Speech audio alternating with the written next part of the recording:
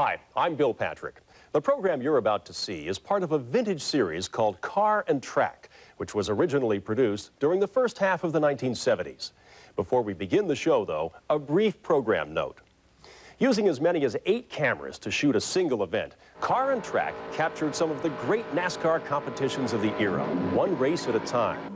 Over the course of some 80 episodes through 6 seasons, series producer and host Bud Lindemann lovingly documented a unique era in American motor racing. While the race action contained in the series remains timeless, the program itself has not dated quite so gracefully. Although the years have not been overly kind to Bud's decidedly low-key introductions and interviews, we believe them to be an integral part of this one-of-a-kind series. So please, stay with us now as SpeedVision presents a rare slice of 1970s Americana, Car and Track.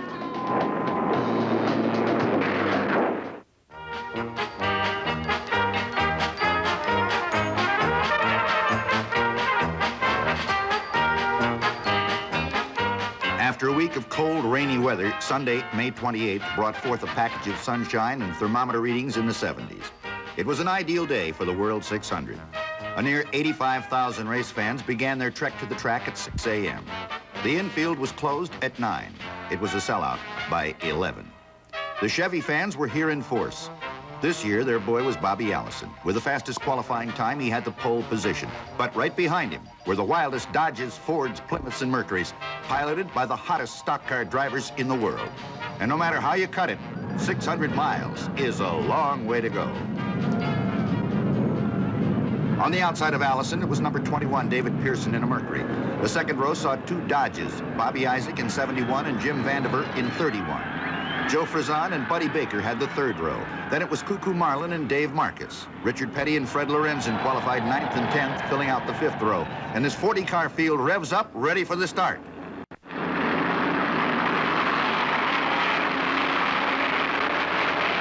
There's the green flag, and the World 600 is underway. Allison fires off the pole to take the lead in turn 1, with Pearson and Isaac pressing hard.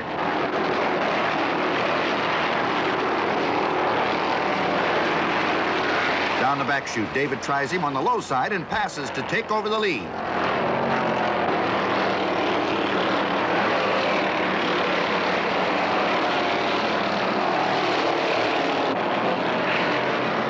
Here's the end of the first lap, and with all cars wound out, the Carolinas rocked with the sound of power. It's Pearson in number 21, Allison in 12, and the Dodge Charger number 71, driven by Bobby Isaac, is moving up. In the third turn, Isaac does it the hard way. He challenges Allison on the outside, and out of the fourth turn, he passes to take over second.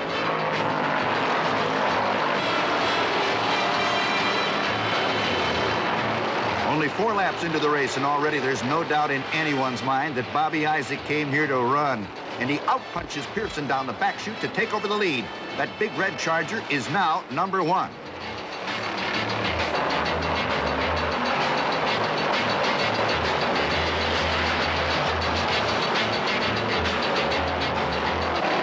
Onto the tri-oval, Allison moves his Chevy around Pearson on the outside and goes back into second place.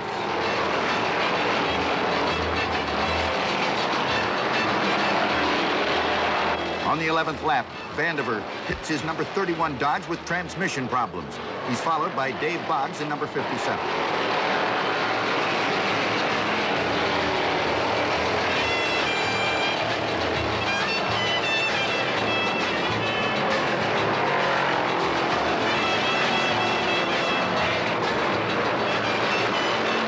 It's Isaac, Allison, Pearson, 1, 2, and 3. Buddy Baker is 4th and closing fast. He's driving the fire red Dodge number 11.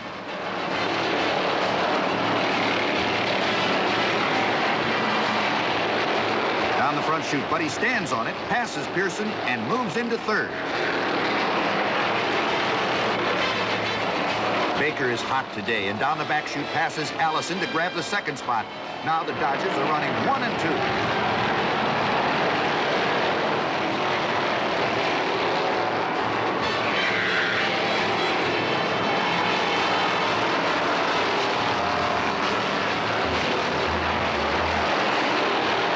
and Allison are both wound out trying to catch Bobby Isaac, but he's got a good lead and seems to be stretching it.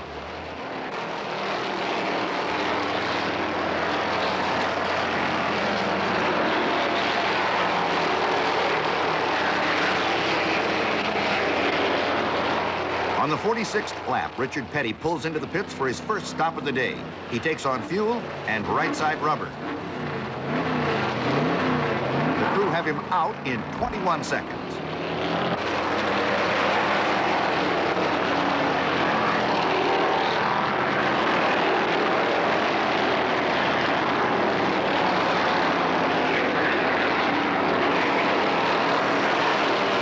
So far, the average speed is 154.065, a new track record.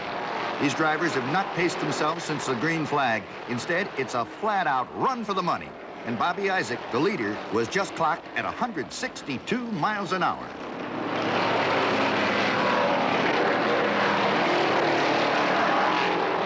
Charlotte takes its toll of tires, and the leaders are forced to pit. Here's Buddy Baker.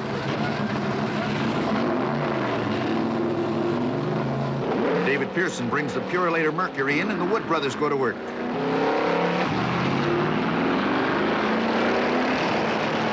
Bobby Allison wheels the Junior Johnson prepared Chevrolet in for fuel and 2 right side tires. They do a beautiful job and have him out in 19 seconds.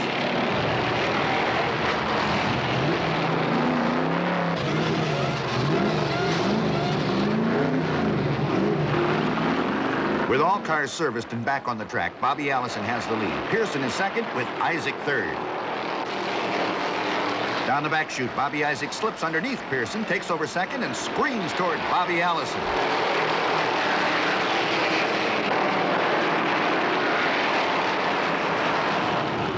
The crowd goes wild as Isaac catches Allison and roars past to regain his lead. If that car stays glued together, he could be the boy in victory lane. Suddenly, it happens. McDuffie blows and spins in turn 3. At the same time, Dave Marcus loses control of his Matador, number 16, brushes the wall on the front grandstand, and slides down into the infield grass. It was later learned that the car had a broken strut arm. This brings out the first yellow flag of the day, and half the field takes this opportunity to add fuel and new rubber. Pit road is the action spot of the speedway.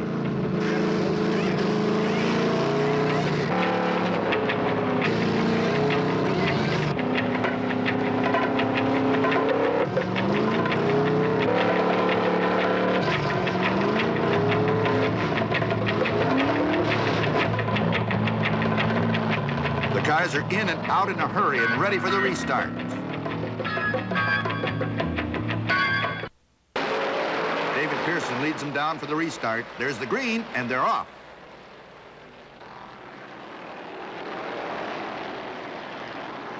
Down the back chute, it's Pearson. Bobby Allison running second. Baker is third with Bobby Isaac fourth. That makes it Mercury, Chevy, Dodge, Dodge.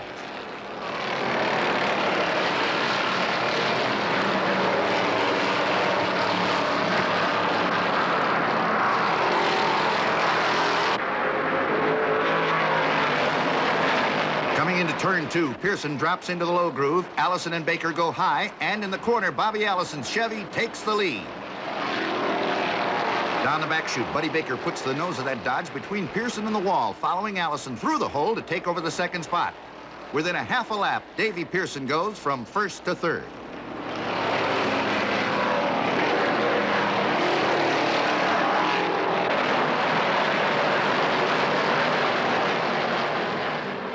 Look out, there goes Oliver.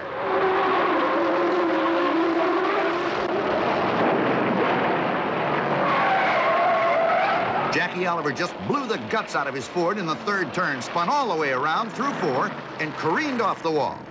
Here's that same accident from a different angle. As Jackie comes off the wall, watch John Sears in the number 4 Plymouth as he ducks down low to avoid hitting Oliver. A fantastic piece of driving, and the crowd gives him a tremendous ovation. It's the 125th lap, and the second yellow flag of the day is out. Most of the field grabs this chance to dive into the pits. Now, we'll give you a chance to watch some of the greatest and fastest auto servicing in the world.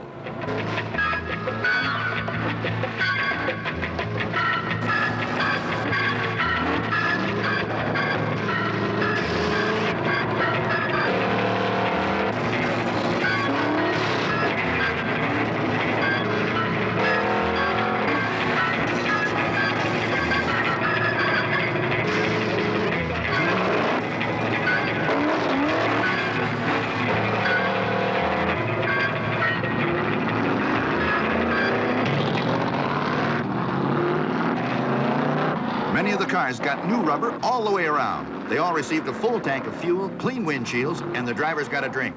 Stops averaged 25 seconds.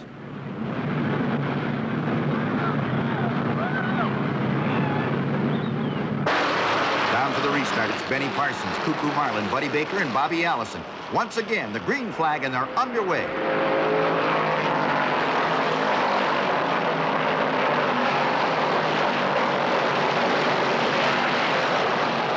Down the back chute, Buddy Baker turns that Hemi Charger loose to take the lead.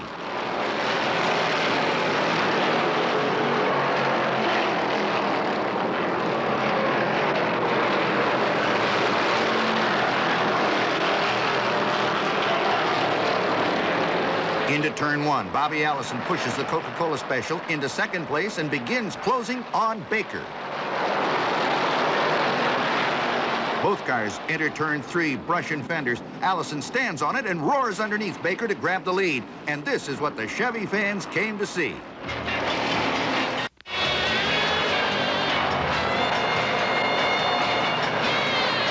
Allison is pouring it on now, trying to stretch Baker and David Pearson, who has the third spot. Bobby Isaac has slipped back to fourth, and Joe Frizan is running fifth.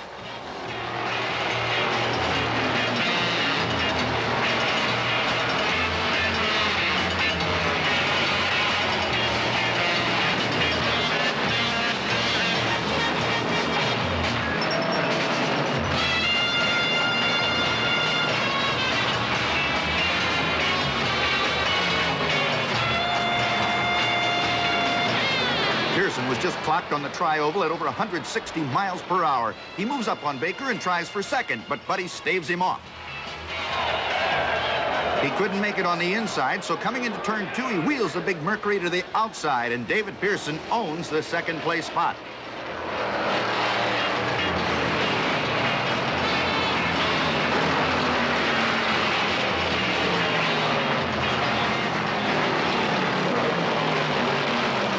Dave Marcus drives his second car behind the wall. When he crashed in the Matador, he jumped into his Dodge. But now the Charger has a burned piston, so Dave will watch the rest of this one. Here's Buddy Baker wheeling his Petty engineered Dodge in for fuel and tires.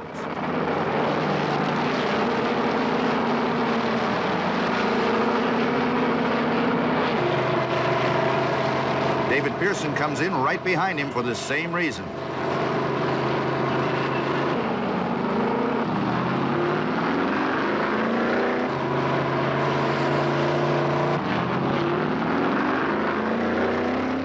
As the number of laps go up, so does the attrition rate. Cuckoo Marlin's Chevy is pushed behind the wall with a faulty oil pan. Bobby Isaac brings his Dodge in to fill up the tank. On this stop, he tells crew chief Harry Hyde that the car is not running well. It's lost some of the top-end punch. The next time in, they may go under the hood.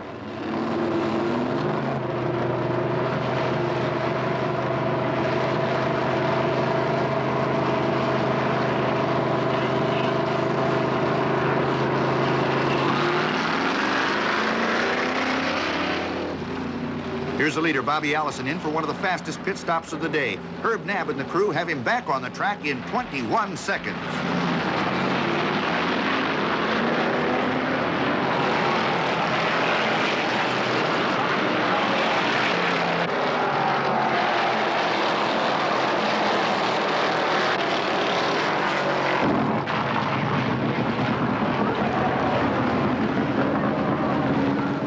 Later, Bobby Isaac is back in the pits. This time, they try an adjustment in the suspension to give him better handling.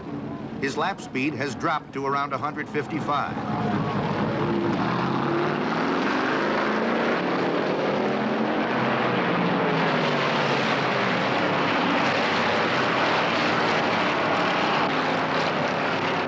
On the track, Bobby Allison has that Chevy running beautifully and continues to stretch the entire field. Pearson and Baker are running second and third, while Bobby Isaac gamely holds on to fourth in a sick Dodge Charger. Uh-oh, this could mean trouble for Pearson. He claimed he could smell the car overheating. When he checked the gauge, he knew it and pulled in. The Wood brothers go under the hood. They find the trouble in a broken radiator hose.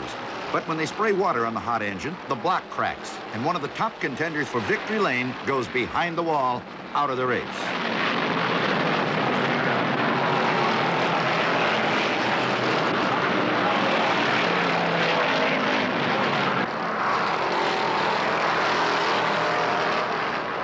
On the last lap, they just clocked Bobby Allison's Monte Carlo at 166 miles an hour. Right now, it looks like he owns the track.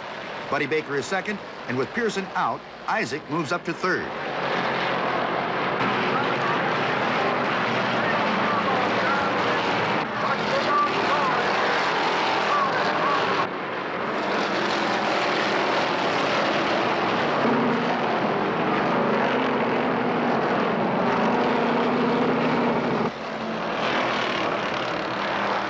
There it goes. Bobby Isaac's chance for the pot of gold just went up in a cloud of smoke. Later, they found the problem to be burned valves. The boy from Catawba, North Carolina, who led most of the race in the earlier laps, climbs out of the car, his face clearly reflecting the disappointment of defeat.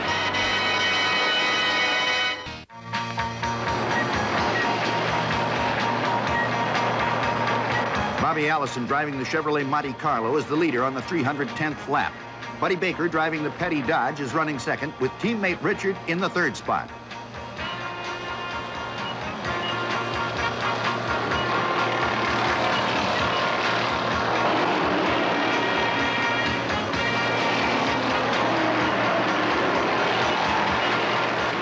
Allison was just clocked at 160 and Baker at 162. Buddy is flat out and closing the gap. The battle is on.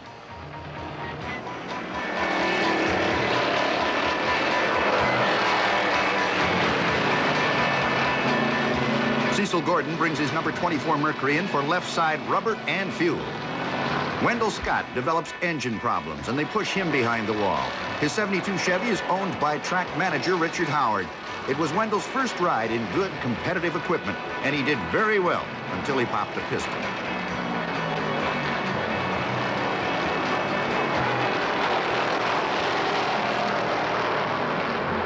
Look out, Petty's going high in turn 2.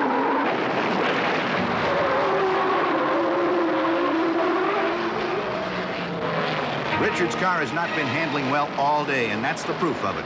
The Dodge pushed out on him through the turn. He lost it, hit the concrete retaining wall, and spun across the track to the apron. For the rest of the 600 miles, he can root for teammate Buddy Baker.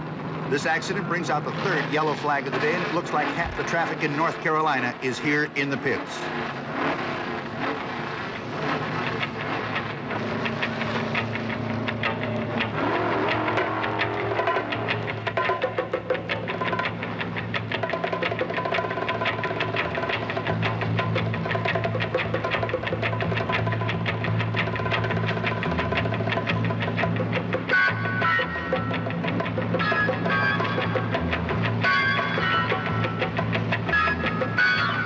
Baker leaves in a hurry and without his gas cap.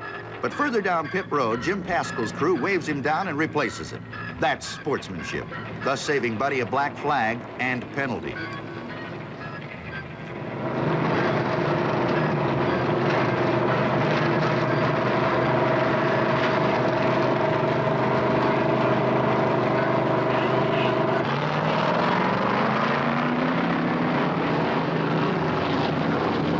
Here comes Richard Petty on foot. And his guest for the day, Hollywood star Darren McGavin, runs out to greet him. He explains to Darren how he broke his racing. And sure enough, there goes a slightly shortened version of Richard's car behind the wall and out of the race. After 9 laps under the yellow, the green flies again, and Bobby Allison screams into the lead. Buddy Baker's still second, with Charlie Glotzbach moving into third.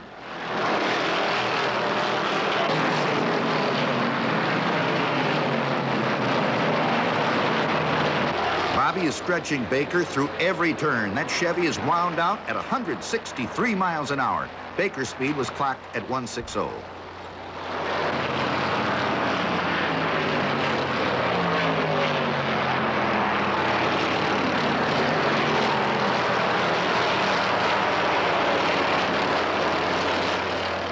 Uh-oh, with only 30 laps to go, Bobby Allison slows down, moves his number 12 onto the apron, and heads for pit row. Bobby tells his crew chief, Herb Knabb, that he ran over a piece of metal on the backstretch. When they check it out, they find 2 tires slashed and flat. The change to new rubber is made quickly, but in the meantime, Buddy Baker gets a full lap lead on Allison.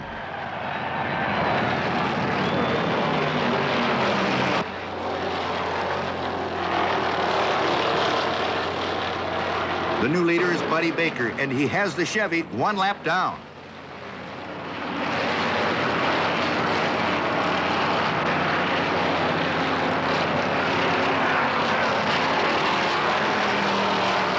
Both cars are locked up side by side, and the fans go wild. This is the kind of racing that's made NASCAR famous.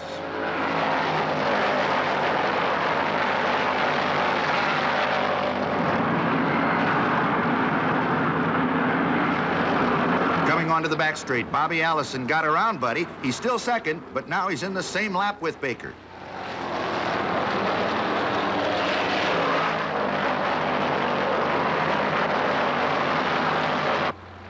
The Petty crew is worried about Buddy's fuel supply. His last pit stop was on the 339th lap. That left 91 miles to the checkered flag. A full tank should just about carry him to the end. Allison tries gamely to close the gap on the leader. He's over a half a lap behind, but has Baker got enough gas to go all the way? The white flag, if he can make one more lap, he's got the big one.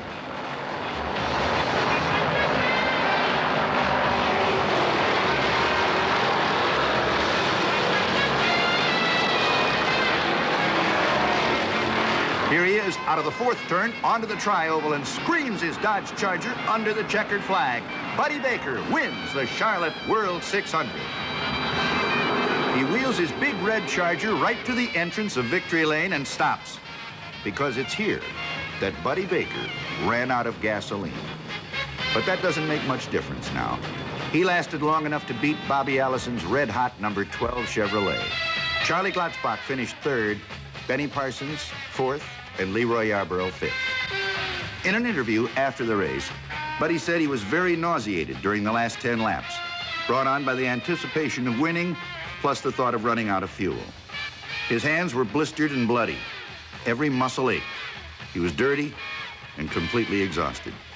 But when you get a check for almost $22,000, the World 600 Winners Trophy, and kisses from a couple of queens like this, who worries about the little things?